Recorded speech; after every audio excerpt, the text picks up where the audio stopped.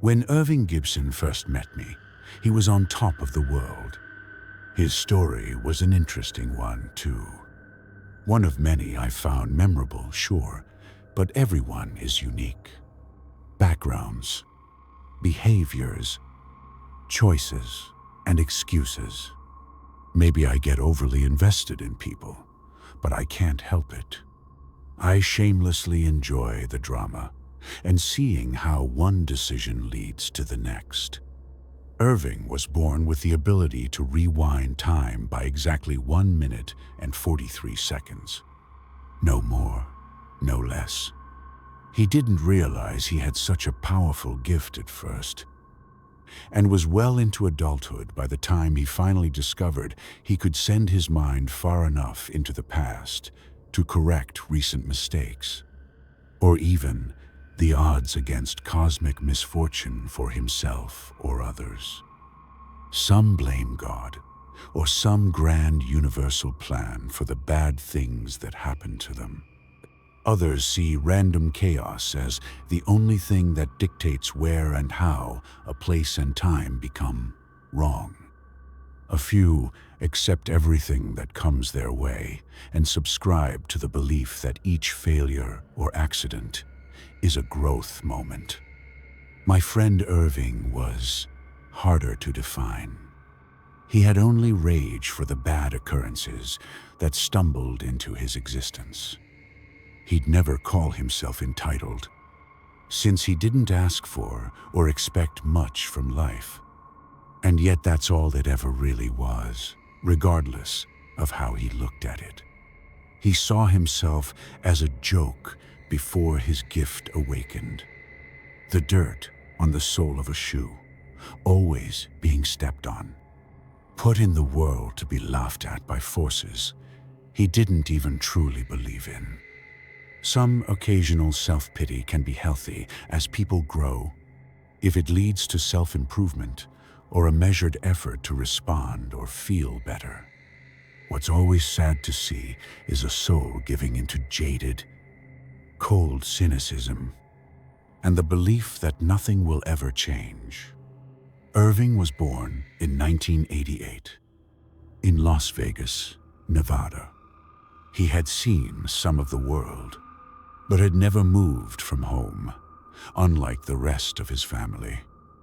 Being right in the middle of 5 children, he felt deprived of attention, praise, and love, despite receiving plenty of it, considering the circumstances of growing up in a large household. For him, every slight was seen as an insult, every inconvenience a blemish on his life story. Almost paradoxically, he also rarely complained or called others out when they did genuinely do wrong by him. Being bumped into in the school hallway, having his grocery cart taken at the store by another customer, getting passed up on for a promotion at work, it just wasn't in him to complain or ask for better treatment. He took everything personally and on the chin, adding it all to some hidden lifetime tally that only ever further validated his perceived place in the world. At some point, a part of his subconscious must have begun to enjoy every new excuse to feel worse about himself. And over time, he got angrier. His soul grew blacker, and he no longer cared about anyone. Shortly after he turned 32, after a particularly bad day at his menial office job that he made no effort to leave or excel in, he got into a fender bender at an intersection, a few blocks from the main strip of the city where all the tourists and gamblers enjoyed themselves in their little bubbles. If the accident hadn't been his fault, he would have taken the insurance information, avoided calling the police, and felt like garbage back in his small apartment as he called up a company to begin the process. He wouldn't have been too angry at the other driver. In fact, he'd find a way to blame himself. But this is not how it goes. He had made a mistake while waiting in traffic, zoning out and not seeing when exactly the light had turned green. What transpires next is just something that happens and is forgivable, but not to Irving, who does not possess the ability to forgive himself. Thinking he is about to get honked at, he hits the accelerator without realizing that the light has been green for only a second, and the person in front of him has not yet moved. By the time he realizes his error, it's too late to correct. He slams into the back of the next car, just hard enough to negate any protection the bumpers provide, and dents the victim's trunk enough to pop it open. "No," he screams and pounds his steering wheel. "No, no," he cries out, as if doing so can erase what has occurred and give him a second chance. The man in the car gets out and approaches Irving non-aggressively.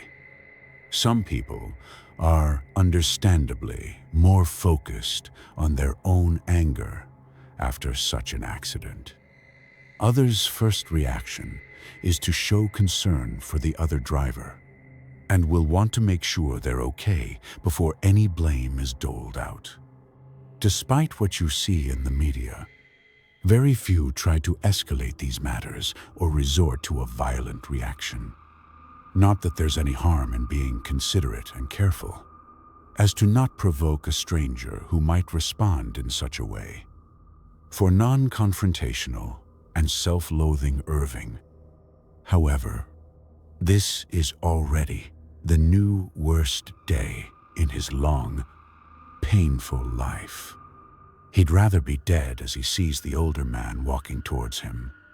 He'll never live down this shame, and surely he's about to lose his license and need to pay fines costing thousands of dollars.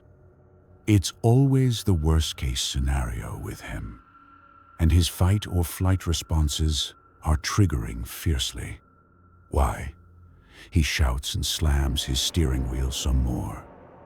And this time, the old man sees his panicked reaction and is himself the one to hesitate and consider taking precautions before getting closer. Why is it always me? Why do I always have to be the piece of shit? Call it a psychotic break that has been in the works for 30 years, a desperate reach into something supernatural, or a need to escape to a world of fairy tales and magical thinking for just a moment. But he tries something new. He thinks of the computer he toils away on from 9 to 5. It's a joyless position, but one of the modern conveniences it has embedded into his psyche is the undo button. Or, to be more precise, the keyboard shortcut.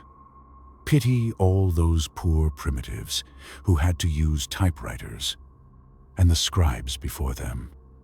Their documents would have to be corrected and left forever imperfect, or scrapped and replaced entirely. But these days, any error can be eradicated like it never existed. A quick jump, or multiple jumps backward, can fix a poorly worded sentence or a bad keystroke.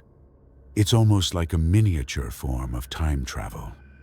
Why can't real life have an undo button? Look, he might reason, something bad happened. If I keep the memory, if I learned my lesson, why do I also need to be punished? If one of my younger siblings had ever been hit by a car as I walked them to school, why couldn't the universe let me go back and save our family from the resulting life of pain? All I'd ask is a few seconds. Just let me go back. The hurt doesn't need to happen.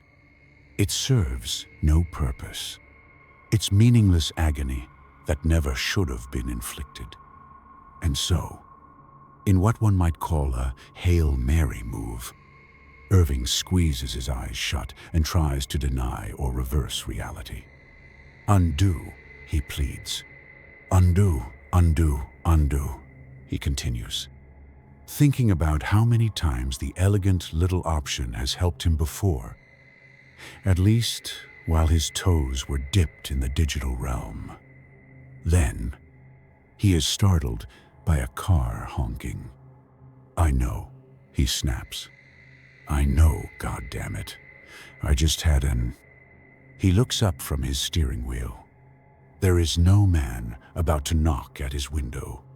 There is no damaged car ahead of him. And in fact, the one he just rammed into is now a dozen meters away and in motion. His immediate thought is that he just experienced some kind of reverse hit and run. And he, tentatively, nervously taps on his accelerator before the vehicle behind him honks a second time.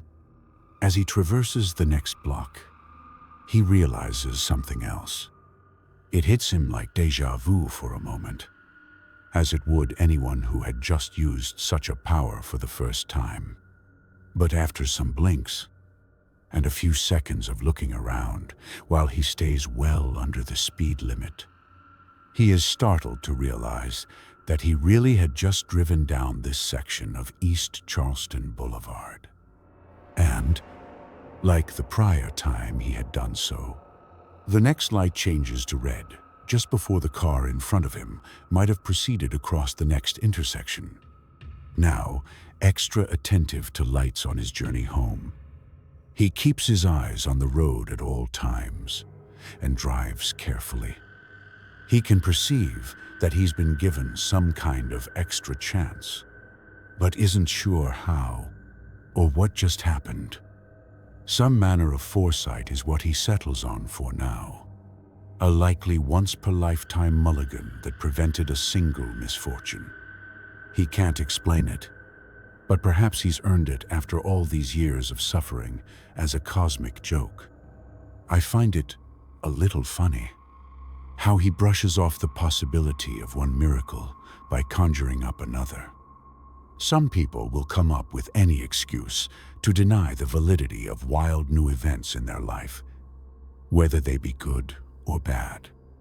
But Irving can't stop thinking about it on the rest of his way home, and he tries to use logic to convince himself that what just happened did not. When he gets into his apartment, he turns on his TV and has the local news play while he prepares a lonely man's microwave dinner in the kitchen.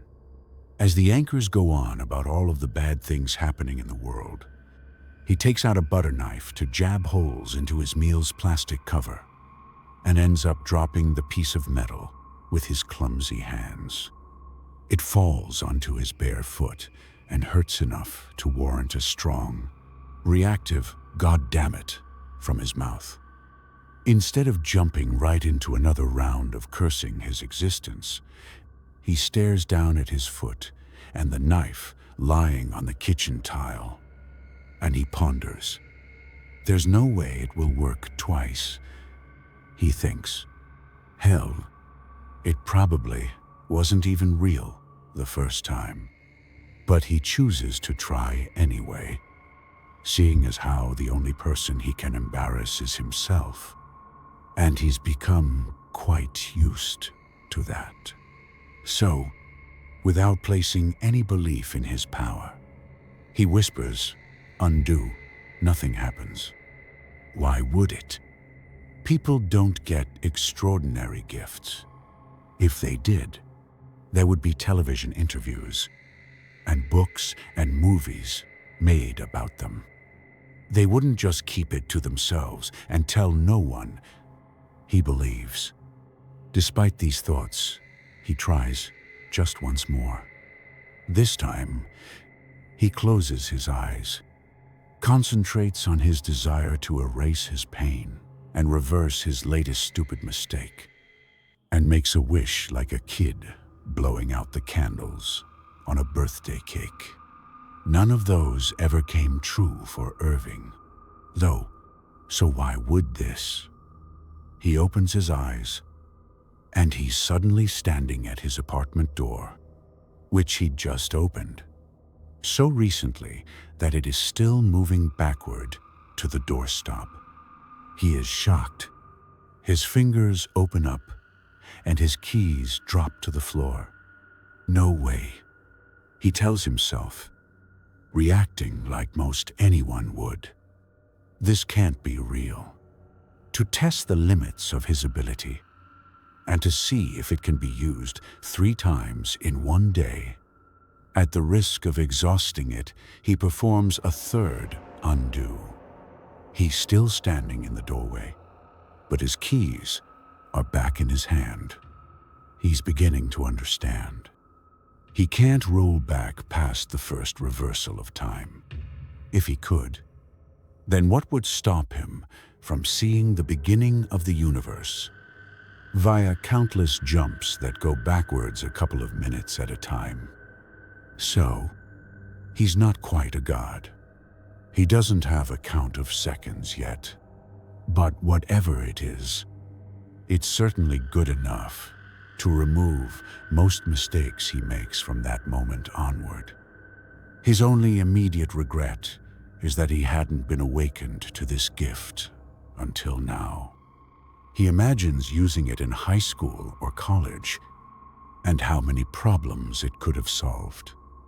If he had undone any little thing at all that made him feel embarrassed or awkward, perhaps he would have found the confidence to make and keep friends. But he had enough regrets in life. Now, he believes, he'll never have to experience them ever again. He sits on his couch and watches the news while shoveling microwaved slop into his mouth that he barely tastes.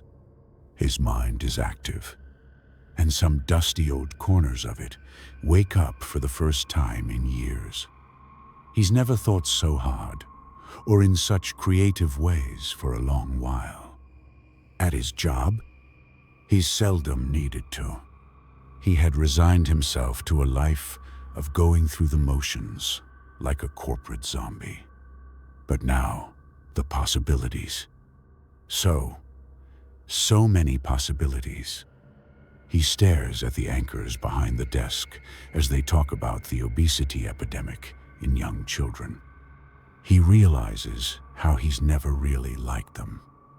They're both so smarmy, their smiles bright and full of perfect teeth. The woman's voice is grating, and the man's grin seems unnatural. They always try to share a little anecdote or crack an easy joke to make themselves seem relatable to viewers. Between their stories that focus on what is wrong in the world, Irving eyes his phone on the cushion beside him. He finishes his food, tosses the tray onto the coffee table, and searches for information about the studio. He finds one of the building's numbers, clears his throat, and dials. Normally reluctant to talk to anyone, Irving says with a self-assurance he hasn't felt in years. "Yeah, hi. I've been watching the 6 o'clock news forever, and I don't really like how you do things." "Uh-huh. Well, it's all really depressing. I get that scaring people is what keeps your corporate sponsors happy, and you try to balance things out with a happy fluff piece at the end of the broadcast. But that doesn't make up for the rest of it, sure. But I'm not sorry I feel that way. Anyway, I broke into the studio last night and put a bomb under the desk. I'm surprised you guys haven't found it yet. Oh, yeah, I'm dead serious. If you hurry, maybe you can get those 2 away from it before it goes off in about 30 seconds. Good luck. I can't wait to see the fireworks." His whole body trembling, he hangs up, chucks the phone back onto his couch, lets out a nervous laugh, and tries to settle in as he waits to see what happens. They won't buy it, he tells himself. I didn't even try to be convincing. Around 20 seconds pass of the news continuing like normal. And then Irving perks up and leans forward when the anchors turn their gaze to people off-screen, their smiles vanishing. They go from looking confused to worried within moments. Someone appears on the edge of the frame, gesturing to them frantically as he tries to convey urgency. Irving lets out another anxious, disbelieving chuckle as the pair run off without having the time to address the audience. And nothing but an empty desk is shown to thousands of viewers. Not yet knowing exactly how far he can go back, Irving cuts his amused reveling short. Says the magic word more forcefully than before, since he really doesn't want to go to jail for making a bomb threat. And in an instant, finds that his phone is up to his ear again. The woman on the other end asks, "Hello? Sir? You were saying something about our corporate sponsors. Are you there?" Realizing that he cut it way too close, Irving murmurs out, Nothing. Never mind." Then adds, "Keep up the good work," which makes him feel stupid. This had all been some good fun, but he knows he needs to better comprehend his power before he does anything like it again. He spends the rest of the evening learning and testing. Using his phone's stopwatch, he narrows down the range of his undo after several experiments. 1 minute and 43 seconds. No more, no less. He cannot go further back, no matter what he tries. At the risk of losing the gift through overuse, he checks if there is a limit to how many times he can do it in a row, and finds that there isn't one. Once he has a better grasp on things, he spends the rest of the night coming up with ideas. He first wants to take some time for his mind and thought processes to adapt to his new reality. One that feels filled with infinite potential. Tomorrow is Friday, another day of work that already feels like a pointless endeavor with what he can do. Even so, he doesn't want to rock the boat too much just yet. But the weekend is coming up, and it will offer him plenty of chances to change his life. He feels like a boy on Christmas Eve again, and sleep doesn't come easily. Giving up on it by midnight, he leaves his apartment. He walks over to the nearby 7-Eleven convenience store, where he is a frequent customer. At this hour, it's manned by a single bored college-aged guy, more interested in social media on his phone than paying attention to any visitors. Irving wanders around listlessly at first, still thinking about what he wants to do, and grander ideas like anomalies and the nature of the universe. He stops at the plastic box that holds the donuts. There aren't many left at this time of day, and they're no longer very fresh. But he realizes how he can eat or taste test anything he wants without getting full, or taking in the calories. Without much hesitation, he reaches into the cabinet, removes one of the chocolate donuts, and takes a big bite. It's so-so. He's had better. He tosses it over his shoulder and onto the floor before trying a glazed one.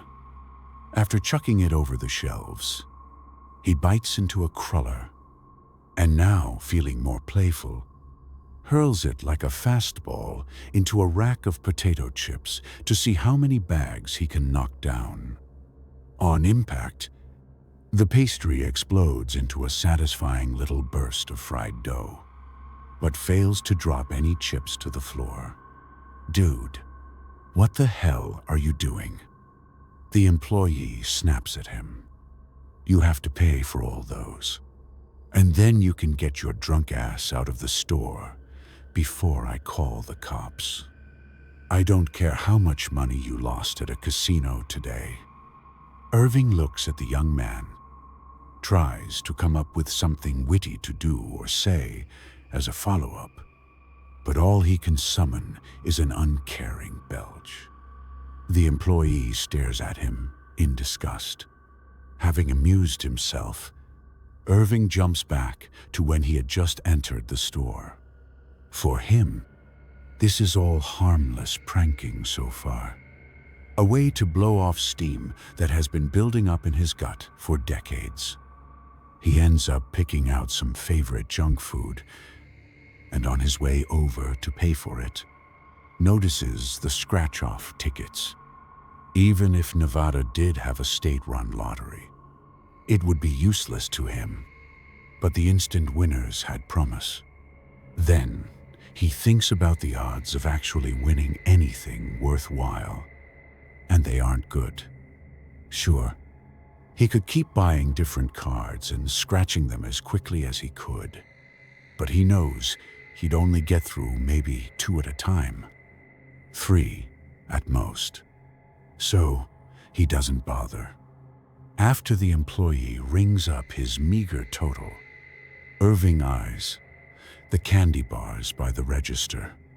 He impulsively grabs one, sticks it under his jacket during a brief moment where a pair of eyes isn't on him, and pretending that it's a gun, points it at the person who would never know he'd been toyed with tonight. "Hey," Irving says, "I'm taking these. Go ahead and empty the register." 2. The guy behind the counter stares at him, barely giving his concealed candy bar weapon any consideration, and grumbles out, "Are you drunk? Man, you can go to jail for doing shit like that. Dumbass." He adds in a low mutter, "I don't get paid enough to deal with assholes like you. You're too young to be this cynical already." Irving says from experience with a sigh and pulls out the candy bar. "Anyway, guess what I can do?" "What?" The young man groans. "I can rewind time and go back about a minute and a half. I'm serious." "I bet." "Sure, you can." And, likely assuming Irving is just another tourist, he adds, "You picked the right city to come to. Then, didn't you?" Somehow, Irving hadn't even considered this while making his plans. How did he miss something so obvious and right under his nose? Remembering his time limit, he breaks out of his thoughts and goes back again. He pays for his empty calories, leaves the employee free from his abuse, and returns home, where he starts to envision an actual future for himself for the first time since he was young. Work feels even more monotone and meaningless by the time lunch rolls around the next day. Irving barely does a thing at his desk. Why bother? What further use does slaving away in a cubicle serve for a person who can travel through time, if even just a little? The only thing he's been looking forward to is his break, when he can play with his food a bit. As he gets up to head to the elevator, he is stopped by his boss, right in the middle of the office, tired, irritable, and with a rumbling stomach. Irving isn't in the mood for any crap coming his way, and wonders what he did to deserve getting called out where half the company can see him. "Mr. Gibson, we need to talk about your performance today," the overpaid general manager tells him. "I've been waiting for some important expense reports, which I thought were going to be sent to me by 10 at the latest." Now, I need you to return to your desk and delay your lunch until you get them to me. And at the end of the day, we'll be having that talk." Irving stands there, listening to all of this, but not taking in any of it or caring. His boss, in turn, sees his disinterest, and his scowl deepens. Every cell in Mr. Gibson's body feels programmed to not allow what happens next. And indeed, he hesitates for longer than he did before phoning in a bomb threat or tossing confections. But, remembering his time limit, he powers through the instinctive reluctance and does what was once unthinkable for poor, ignored, and unloved Irving Gibson. He makes a fist behind his back and, without any warning, launches a sucker punch that feels so very right and like a long time coming the moment he makes contact with his boss's jaw. He hears a bone crack before the larger man hits the floor, but isn't sure whose bone it is. There is noticeable pain in his knuckles, though the recipient has it much worse as he lies in a heap, disoriented and bleeding from his mouth. Irving stands over him, for once feeling triumphant over an obstacle. Some of his co-workers gasp. Most are staring at him like he's lost his mind. A couple are already heading over to help their boss, giving Irving wary glances as they do so. "What do you just do?" The man chokes out, his mouth full of fluid. He spits out some blood, along with a tooth. "Are you crazy? What the hell?" Irving, the male co-worker trying to assist the assault victim, shouts from below. "Why would you screw up your life like that?" Irving doesn't gloat or linger. This is brand new to him. He's never been violent before, despite having harbored revenge fantasies over the years. Like any little fish in uncharted waters, he's more scared than he expected to be. And it's true. He is now living in a timeline where his life could be ruined. So, he runs away from it the moment he is clear-headed enough to say, "Undo." He goes back to the point at which he just left his desk. Taking a moment to get his bearings, he spots his uninjured boss making the rounds, or on the hunt for him specifically. He takes a different route and avoids his gaze. What he doesn't know, as he gets into the hallway and heads towards the elevator, is that he'll never return to his workplace. He hasn't made the decision yet, though it was inevitable the moment he became aware of his ability. For now, as he presses the button to go down, he's still trembling as a result of something he did in a reality that no longer exists. It doesn't matter that he believes he's the only person in the universe to remember the attack. To him, it still happened, and is something he was capable of doing. He'd never felt such power before. It was like weakness had begun to leave his body, and he had the strength to break his way out of some ordained fate in which he remains a pathetic coward all of his life. For lunch, he's walked over to his favorite pizza place. It's expensive, but he wants to treat himself. In the before times, he could only enjoy a slice once. In a much lighter display of his talents, he can savor 100 bites of the high-quality tomato sauce and cheese, or 1,000 of them, if he wants. Punching out an annoying boss is a big win, but it's good to enjoy the small things, too. When he finally settles on the perfect version of consuming a piece of a pizza, Irving leaves the restaurant and has a decision to make. He could go left and return to work. It's a monotonous lot in life where he's underappreciated, stepped on, and makes a pittance. Or he can stop goofing around and start using his powers in a city where they'd make him a killing. Telling his boss how he really felt has boosted his confidence and made him a real go-getter. And the best part, no pesky punishment is in the way. He walks a half-dozen blocks to reach the strip, ignoring several calls from his employer on the trek, and goes into a random casino. Sad? He thinks to himself upon seeing the early afternoon gamblers throwing their money away. But who am I to judge? He ponders how best to handle a casino. Having grown up locally, he's well aware of how cheats tend to get treated.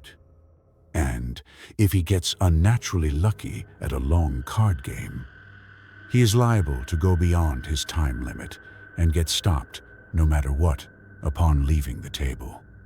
On the other hand, sitting down for 2 or 3 rounds of blackjack and then leaving just as things started going his way, while seeming to be a sensible thing to do, could also be seen as suspicious and uncharacteristic. The house did always find a way to win, after all, and player streaks tended to be just brief illusions. He has 3 options. High-stakes poker, putting everything on a single number in roulette, or the slots. Well, he was no good at poker, or had the face for it. So even if he bumbled his way through a few bets before going big to add legitimacy to a game, it just wouldn't look right on the security cameras. So, scratch that. Roulette, however, was not the kind of game that anyone could cheat at without somehow rigging the wheel. As long as he doesn't get famous for walking up to a table, winning a single high payout, and then leaving, he should be able to get away with it. If it's in moderation. He knows casinos are in contact with each other in order to weed out habitual drainers of their accounts. But he'll begin small. He goes up to the counter, requests a handful of tokens, walks over to the slot machines, and waits for a minute to pass as he pretends to study them like it's some luck ritual. After a deep breath and some mental preparation for the road he's about to go down, he proceeds to the first row of machines designed to look vintage, sticks in his tokens, and pulls the cranks one by one, not waiting for any to stop before trying the next. The 2 winners from the first batch provide meager rewards, not worth keeping. He rewinds and tries another row, and then another. Few of the machines are occupied, and an older woman who must have spent much of her time at her lucky unit gives him a knowing grin as he tries out a whole row at once, as if he's an admirable professional at something that requires no skill or talent. Finally, in the last row of machines that he tries, he hits a jackpot. It's exciting to win big for once in his life, but he only revels in it for a moment before going backwards. For this jump, he goes straight to that machine, pulls the crank, and scores the jackpot a second time. Done with this casino for the day, he untucks his shirt, turns it into a bucket, and scoops his winnings into it. Lucky day, sir. The woman behind the counter says, dryly, as he puts his coins down one handful at a time. Would you like these exchanged for chips? We're famous for our blackjack. You could leave here feeling even better. No, Irving says clearly and sharply. Just Cash, please." With a subtle look of mild irritation, she opens her drawer of bills. Irving leaves the casino with a nice little stack of cash. But what's the harm in walking into the one next door?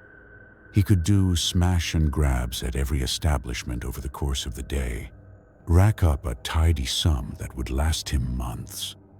And the casinos would never know what hit them. It wasn't like he'd ever gone into any, even after all these years. He wasn't known, and there was no pattern for them to pick up on yet. Just to be safe, though, he instead walks across the street. No sense in drawing even the slightest bit of attention to himself by going in a straight line down the strip, hitting one venue after the next, like he did the slot machines. He wants to make an effort to appear like he's making random, unconnected stops. As he waits at an intersection and then crosses with a group of noisy, obnoxious, and young tourists, he begins to consider shoving them into the oncoming traffic on their left. But he decides not to. They're happy. He's happy. Everyone's having a good time. Before he steps into another casino, he decides to take the latest call from his boss and get it over with, so that he can go about the rest of his day just focusing on making it big. "Oh, hey, Mr. Coolidge, what's up?" he asks casually, still wearing his work attire. "Where am I?" Well, do you hear the traffic? I decided to come out to the strip and do some gambling. You know, I've never really spent much time out here. Always felt too fake and gaudy, with intentions on full display. But I think it's starting to grow on me." What's that?" "Oh, no, I don't think I'll be coming back in. Yeah, ever. Because it sucked, that's why." "No, Mr. Coolidge." Irving laughs. "You can't sue me for not giving 2 weeks' notice. It just means I'm a jackass. That's all." "Well, same to you." "Okay, then. Bye." Irving pockets his phone and exhales pleasantly, now really enjoying his day. Once he goes past his time limit and can no longer reverse the call, he feels even better, and like he's now truly locked into his new life path. He spends the day hitting every casino he can until exhaustion sets in, and then takes several $1,000s home, where he plans his next moves. The slot machines and the excitement they've brought have already worn off. As he stares at his winnings spread across the coffee table, he knows that his reality has taken a turn and says a quiet farewell to everything he was before this moment. He won't call old friends or family to tell them what he's up to, or post anything on social media. He will keep his head down and avoid attracting attention. That aspect of his personality hasn't changed. The next morning, he steps into a more upscale casino he hadn't hit the day prior, wearing a just-bought fancy suit to go along with his clean-shaven face, all to play the part of a legitimate high roller with a mysterious background that blew into town. There are few people on the floor this early, which is just as well, though it does force him to wait at the roulette table until more players gather, as the croupier isn't there to give Irving a private, one-man game. Once 3 other tourists wake up and come down from the hotel above, the game begins, and our friend tries a few low-stakes random bets to make it look good. With no interest in what slot the ball lands in, he ignores the pointless banter from the other players. The congratulations and commiserations both. He just needs to play long enough to appear invested and reach a certain length of time where one might naturally put it all on the table. That moment arrives about 10 minutes into the game.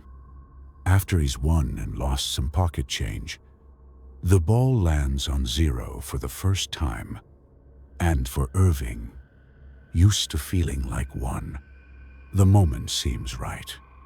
He goes back in time, ignores the next spin, and then drops every last one of his chips on the non-real number portion of the table.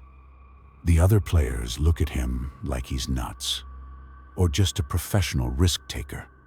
Looks like the quiet guy knows something. One of the older gentlemen comments, "You got a good feeling on this one, son." Irving doesn't dignify the remark with a response. He just keeps his eye on the ball and grips the wooden edge of the table tightly. He isn't anxious about the result. He simply can't believe how much money he's about to make. "And it's zero," the dealer announces, to a few gasps and some clapping from the players. "We got a big winner over here." Irving doesn't push his non-existent luck, only following up by putting it all on black next. The winnings are more meager, but they still double what he has now, and he impresses the others even further. "I'm good, thanks," he says, as he takes all his chips and steps away from the table, disappointing the others. "I know when to quit when I'm ahead." And, just like that, Irving leaves with a tidy sum after being in the casino for less than a half hour. He does the same thing at 2 more, after which his nerves can't take it any longer. Life feels like a dream, and he's worried he'll wake up or break a simulated universe if he goes any further so soon. He comes home, puts over 100 grand on the table, stares at the bills until it finally feels real, and then at last busts out a grin, laughter, and some slapping of his hands. He'd be set for at least a year if he stopped now.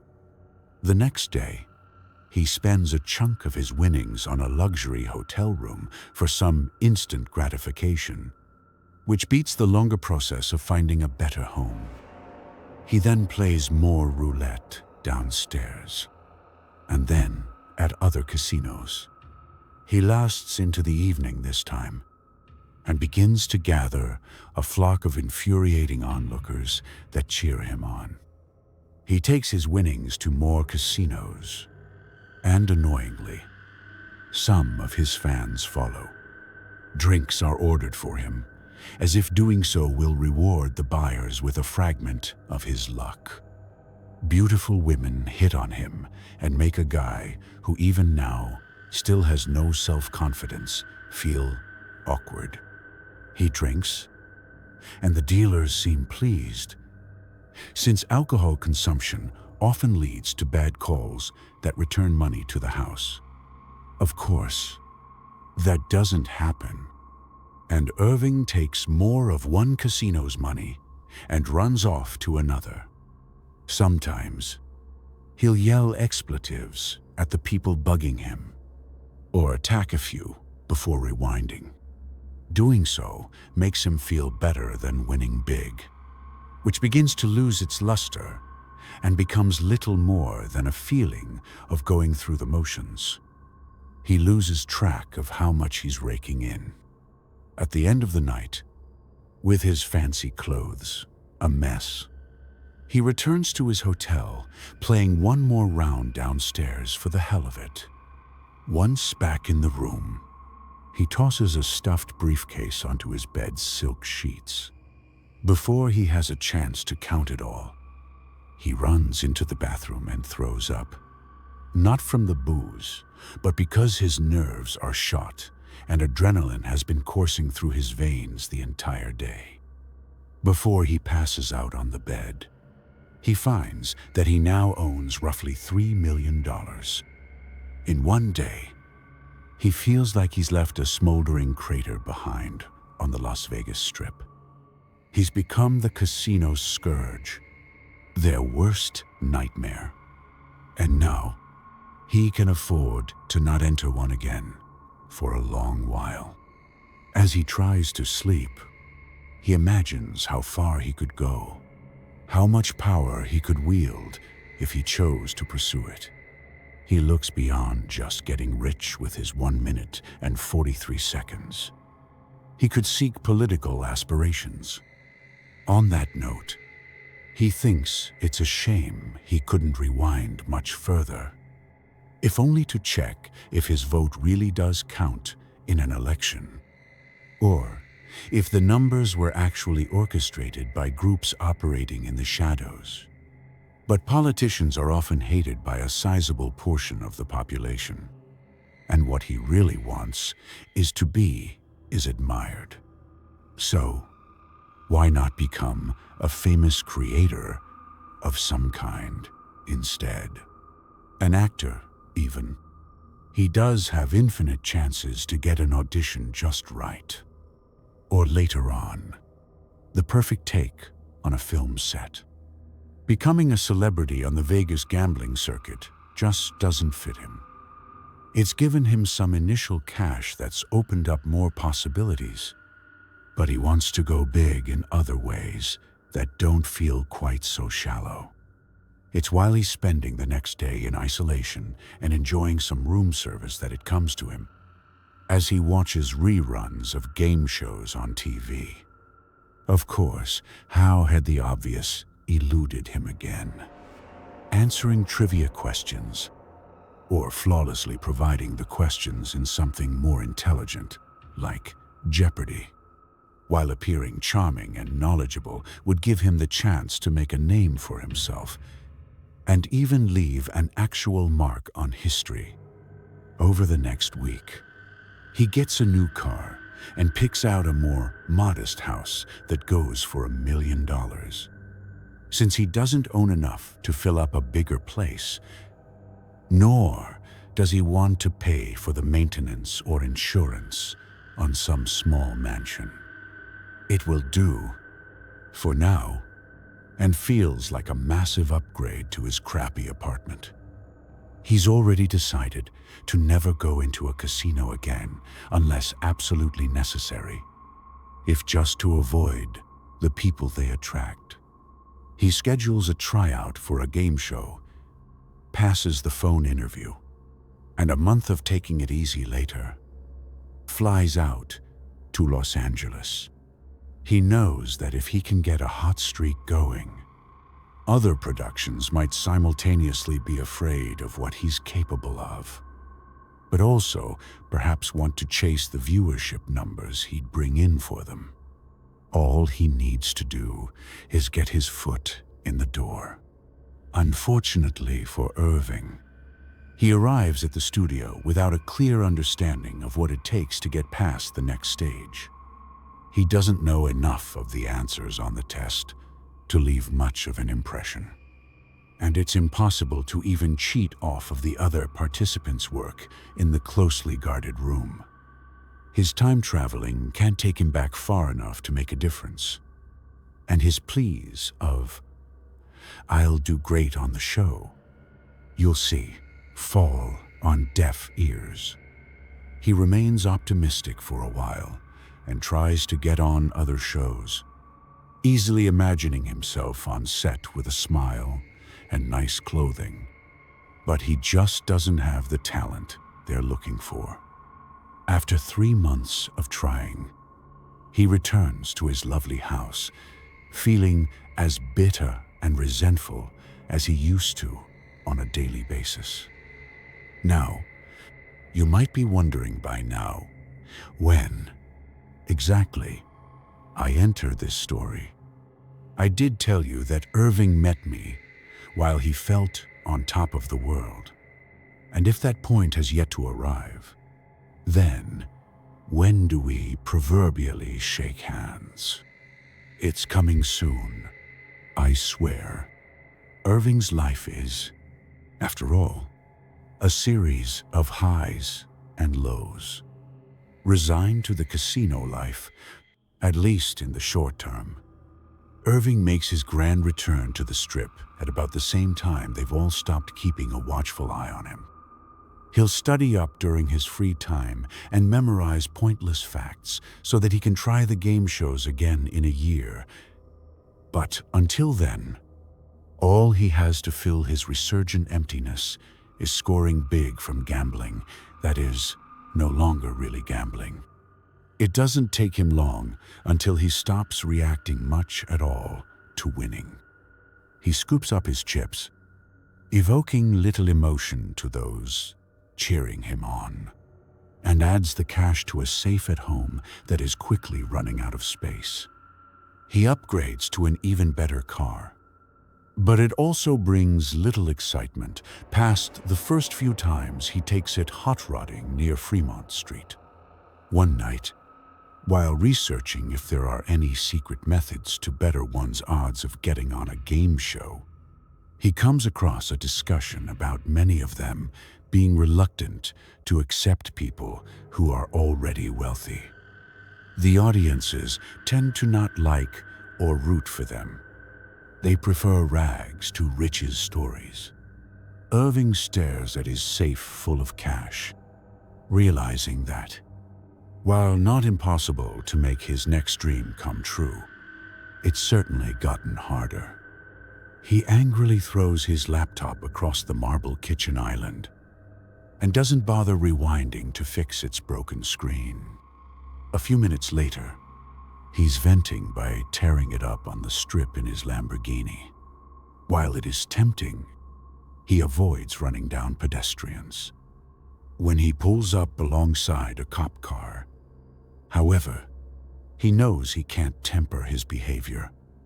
He gives into the call of the void and answers those intrusive thoughts so many people have in passing on a daily basis, and rams the police cruiser. It feels great, even though the violent impact causes his airbags to deploy.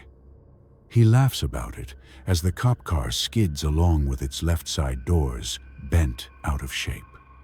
The officer is so shocked at first that the flashing lights don't come on until he's made a complete stop. The rookie in blue manages to push open his door and then yells at Irving upon seeing him giggling through a cracked windshield. All around them, tourists take pictures. Irving goes back and does it again, this time performing his first ever pit maneuver, and surprisingly well for an amateur. The cop car swerves out of control into another vehicle, and then, for good measure, our friend jumps the median and slams into an oncoming limousine on the other side of South Las Vegas Boulevard. The airbag smashes into his face, breaking his nose. He's never felt more alive under the twinkling lights of the Strip. He causes several more terrible accidents before he has his fill and goes home, still presumably punishment-free. He goes to bed feeling a little better about himself as some of his previous playful mojo returns. The next morning, he takes a drive out to Hoover Dam. He thinks feeling weightless for a few seconds could be thrilling. As many attempts as he makes, though, he's unable to pick up enough speed to break through the barriers on top of and around the tall hydroelectric dam. He only succeeds in getting semi-shocked reactions from sightseers when what he wants to do is become famous, if just for a very fleeting moment. As he's about to give up and go home, he spots his lucky break. A small section of the road that's under renovation. Some useless barricades block off a mound of excavated dirt and broken concrete. That might just provide the elevation he needs to pull off his stunt. He backs up, revs the engine loudly to get the attention of some of the people further along on the dam, and hits the pedal. With a screeching of tires and burning of rubber, he rockets ahead in his bright orange sports car, plows through the barricades, and roughly hits and climbs up the pile. He barely clears the guardrails, and the unevenness of the ramp causes his vehicle to spin as it leaps into the gorge, making the sight all the more spectacular. Onlookers gasp, scream, and scramble to get a video recording going on their phones as he plummets towards the Colorado River. It's exhilarating, but the spinning makes the drop confusing and reduces the sensation of the weightlessness he's after. So he reverses time and does it again, and then twice more, at which point he gets it just right and experiences zero gravity all the way down to the rocks below, getting out his undo just a second before impact. After returning to safety, the thrill wears off, and he heads home. Something has changed within Irving. It's hard to feel excited anymore, and nothing feels new or interesting. He's becoming desensitized to fear, chaos, and even violence. Yes, but he's also grown numb, as if few things matter anymore. 1 minute and 43 seconds. That small amount of time in which anything is possible is all it takes to feel this way. As he navigates the desert on the way back, Irving wonders about the real nature of reality, and if he's creating branching timelines or alternate universes every time he rewinds. He imagines using his ability to study things like determinism, chaos theory, and fate. He sees a chance to observe how moments can be altered, if just in small time frames, by adjusting the tiniest of physical attributes around it. And what if some things happen differently with every jump, even without any alterations? He isn't smart enough to know much about quantum physics, but he understands the concept of pure randomness. Perhaps he could become a famous scientist. It would be a much more noble pursuit than whatever he's doing now. But it'd mean going back to college, achieving high marks, publishing papers, getting noticed. All things his gift won't help him with. It's a miraculous power, but it's just not enough. Outside of winning at casinos, and at most, maybe saving a loved one from an accident at an opportune moment. If he's nearby, what good is it for? Besides, his family all got tired of Las Vegas and split up over the years. They moved on, and he's still stuck because, in his mind, he never tried, chased anything, or took risks. He's already begun to revert back into his old, sorry self, and he knows no amount of money will change his self-image. He thinks about all of this and gets angrier on the drive, but also fearful. I haven't mentioned this yet, but ever since his ability awakened, Irving began to have what seemed like an irrational fear of mirrors. He already seldom liked to look at himself, but now he actively keeps his eyes off of them, from any angle. It's almost like something just beyond sight is lingering in their reflections. He gives his side views a glance, only to perform his daily check if they still frighten him in an indescribable way, and then ignores them. He doesn't need mirrors anymore, anyway. He can pull out an undo the moment he makes impact with another car. It's muscle memory at this point. On a whim, he takes a detour through the old suburb where he grew up to see what remains of his childhood home. Now, long abandoned and unsold for a decade or more.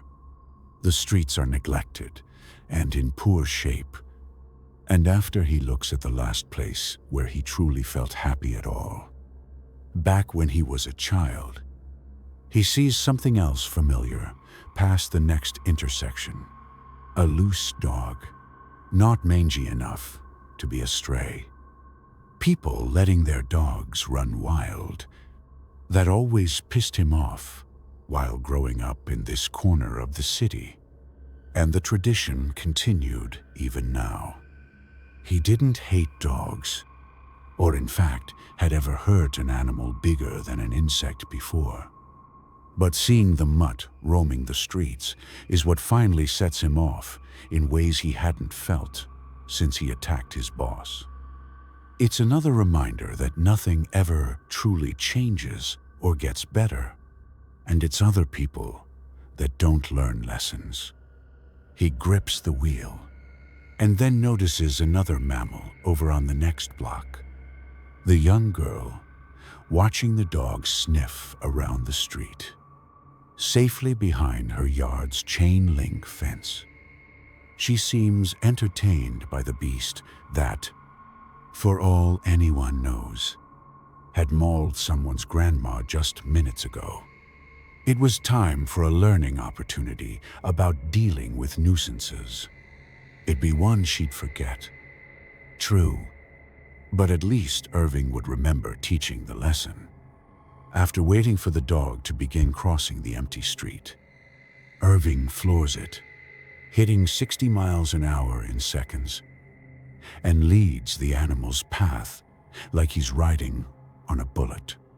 The poor thing has no time to react as the powerful car comes barreling down on it, and Irving hits the brakes at just the right moment to impact the lost pet without also running it over, sending it flying into the air. It's dead before it hits the street, where it crumples into a broken, bloody, hairy mess. The nearby girl is completely shocked for a few seconds, then breaks out into tears and, not knowing what else to do, calls for her dad. Leaving the engine running, Irving gets out of his death machine and saunters up to the child. Paralyzed by bewilderment, she just stands at the fence and glares at him through her wet eyes. "You killed the dog."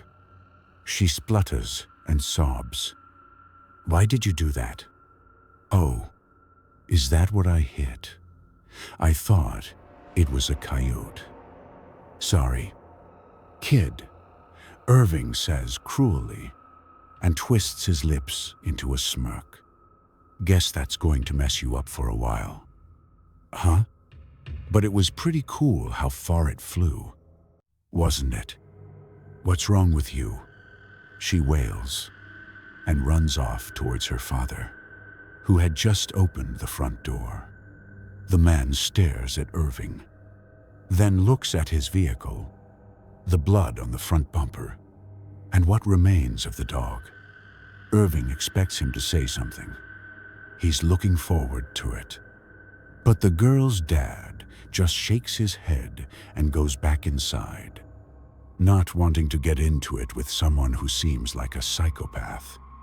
Disappointed, Irving lets out the magic word and returns to his car, back when it was parked in front of his childhood home.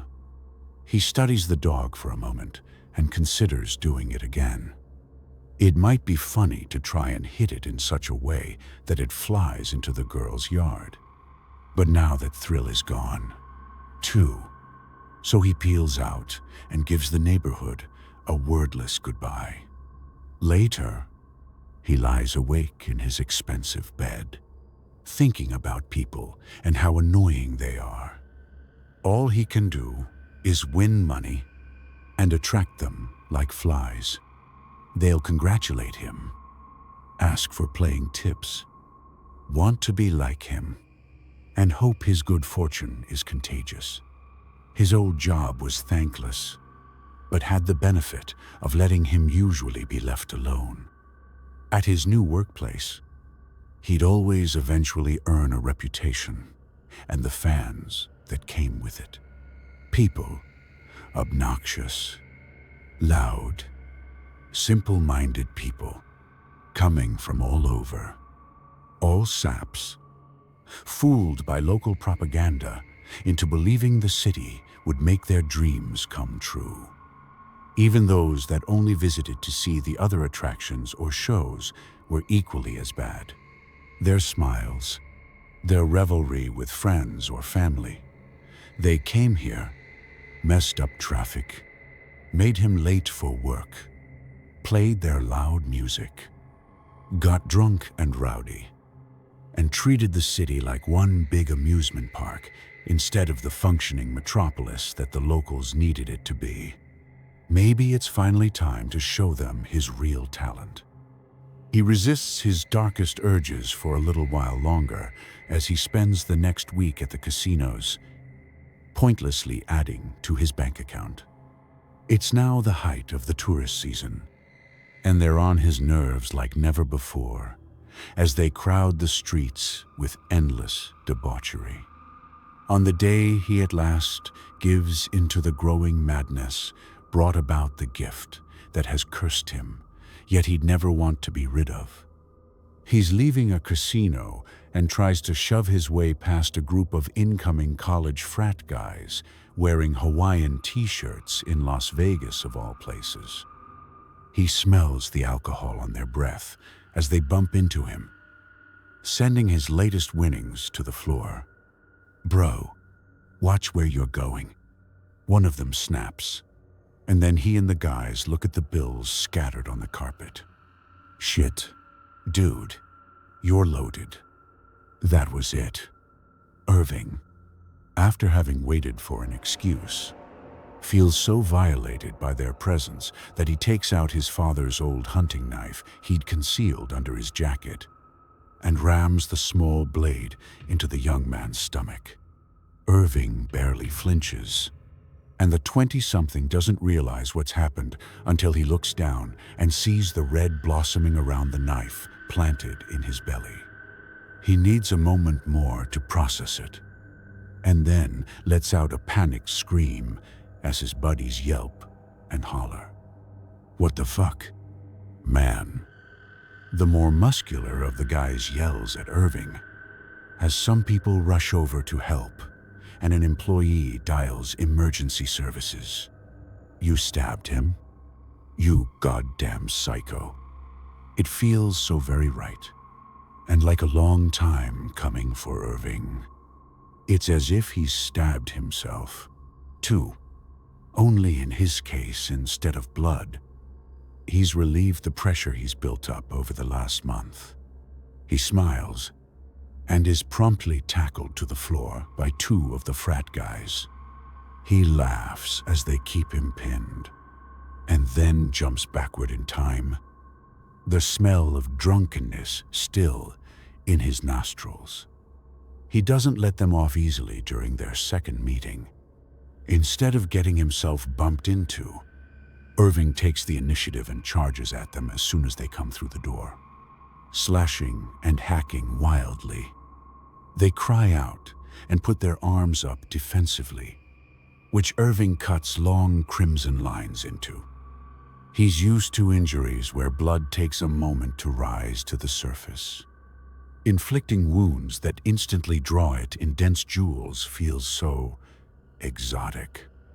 Once he's satisfied with the trio after a half-dozen attacks, he avoids them entirely and takes his bit of fun out into the strip. Anyone whose clothing choices offends him experiences messy, wild strikes from his knife. He goes after those who are having too much fun or are too loud. He leaps into the open window of a car passing by that is playing booming music and slashes at the driver, causing the vehicle to lose control and run over bystanders. Others, he just gives a little poke when they least expect it. He studies how quickly or slowly certain people react, and the sounds they make when they realize a crazy man has jammed a knife into their sides. From anywhere between a few centimeters to all 4 inches of its cold, sharp metal. At one point, he even attacks somebody in a mascot suit, right in front of the families being entertained by the character. They're knocked to the ground and brutalized by Irving, their screams muffled by their big fur-covered head. Irving says undo so much that the word loses all meaning. He's never felt so alive, so powerful. The impotence he's known most of his life drains out of him, and he gets lost in the moment. He's yet to actually kill anyone, and most humans can survive for at least 2 minutes after anything other than the worst of stabbings. But he has no interest in murder. Not yet, at least. It's just reactions and putting on a show of surprised terror that he's after. After attacking over 50 people across a greater number of temporary realities, he finally feels like he's gone too far once he nearly forgets to undo in time. And his last jump returns him to the point where he's mere inches away from sinking his blade into an annoying woman's back. No one has seen what he's about to do, so he's able to pocket the weapon and sneak away without incident, his body trembling as he sweats profusely and waits for the effects of a major hit to fade. Irving sits on a public bench and tries to calm down. He still can't believe he was capable of the now forgotten rampages. He looks around at the people on the strip going by, a good many of them having been his victims at one point. He thinks himself a monster, but one free of consequences. Someone able to infinitely get away with it. He knows this is his last chance to change course. But he also realizes he'll never forget the things he's done, and will be the only person in the world who witnessed his actions. He can't see himself stopping. Maybe his rising bloodlust was sated for a month, or a year, but it'll always come back, and the temptation will be there eternally, as a deep itch he can't scratch. His story reaches its foregone conclusion the moment he sets foot into an establishment that sells firearms. Knives are dull now. He's had his fill with them, cutting more people than most serial killers ever have. Now it's time to escalate and chase after that ever more elusive high. The clerk behind the counter that's full of self-defense items lacking a firing pin looks up from the form Irving filled out and makes an easy judgment call. This potential customer has the shakes. His eyes are distant, and it's like he's in the middle of a long come-down from some narcotic. But he doesn't even need to bring any of that up to give an excuse for denying a sale. "You're not getting a weapon from here, man," he states. "Why not?" Irving asks meekly, like he's back in his pre-undo days again. "Did I screw something up? I'll pass the background check." "No problem. On your reason for needing a firearm, you wrote, 'I'm bored.' What self-respecting gun store owner would sell to you after reading that? Can't you take a joke?" Irving says with a nervous laugh. "Get out of here." "Man, you got a scary look in your eyes." Irving grumbles and rewinds, ending up at the point where he's already about to hand over the form. He looks at it, the words, "I'm bored," sticking out right away. Not his greatest idea. But then again, he does acknowledge that he wouldn't sell a gun to someone who looks like him right now, either, tired and empty inside. He leaves the store and tosses his paperwork into a trash can out front. He'll try again tomorrow, after getting some sleep. When he gets to his empty house, he showers, throws on a bathrobe, and sits in his new armchair with a full bottle of whiskey in hand. He eyes the large mirror that hangs by his mounted television. He wants it gone, but it's bolted to the wall and is beyond his ability to remove on his own. He takes 2 shots of liquor, relaxes in his chair, and will doubtlessly drink until he falls asleep. He reflects on his earlier frenzy and smiles. He can't wait to one-up himself tomorrow and starts coming up with new ideas. And that's when he finally meets me. He screams when I make my sudden appearance in his home, more fearfully than anyone he attacked today. It's understandable. After all, I am pretty ugly, and humans tend to be disturbed by the 2 pairs of horns protruding from my face. They also have a difficult time accepting that my kind emerges from mirrors. Okay, Mr. Gibson, I think you've had your fun. I tell him as nicely as I can. We both know that things will only get worse from here. He stares at me with wide eyes, and the bottle of alcohol falls from his hand as he stammers out, "What the hell are you?" You'd have difficulty pronouncing both my name and that of my kind. So let's stay focused on you, Irving. We keep people like you in check. We don't know why certain humans acquire the gift you've been abusing. It's happened for millennia, and the words used to activate it change over time.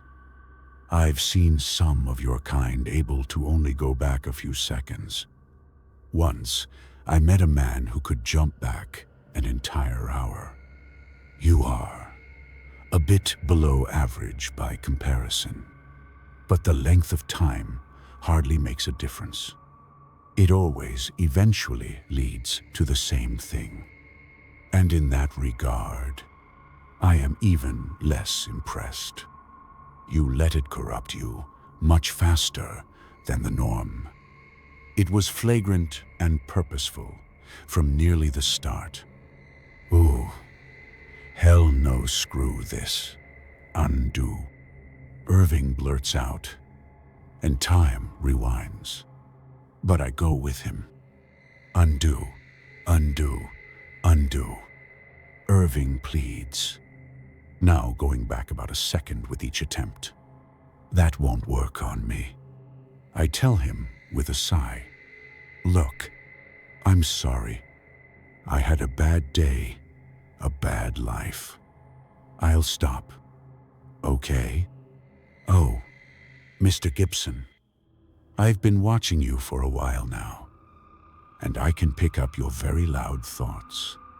I know what you enjoy and what you want to do. But in this universe, everything has a consequence. It remembers the things you've done in ways your simple minds cannot perceive. You've left a wound in time itself, and the reality beyond that, only my kind can heal. But it's not fair. Irving blubbers. I didn't ask for this gift. Why didn't you appear when I first realized what I could do? To warn me? You're an adult. You shouldn't need the rules explained to you.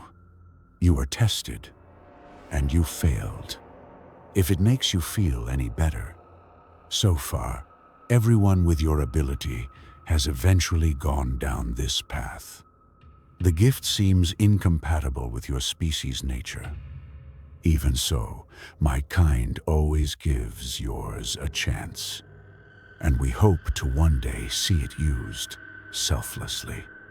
I gave you more than enough opportunities, but I need to be going now. There's a man in Portugal that I've just been assigned to. Maybe he'll show more promise than you ever did. But at the risk of sounding like a cynic, I doubt it. Fuck you, you sanctimonious, demonic son of a bitch. Irving stands from his chair and approaches all 8 feet of me, showing how little fear there is left in him. What are you going to do? Take away my power? Make my life shit again? You're just like everyone else who ever laughed at me. I grumble out, like a disappointed parent. Well, that's not very polite. You did have some good in you, Irving.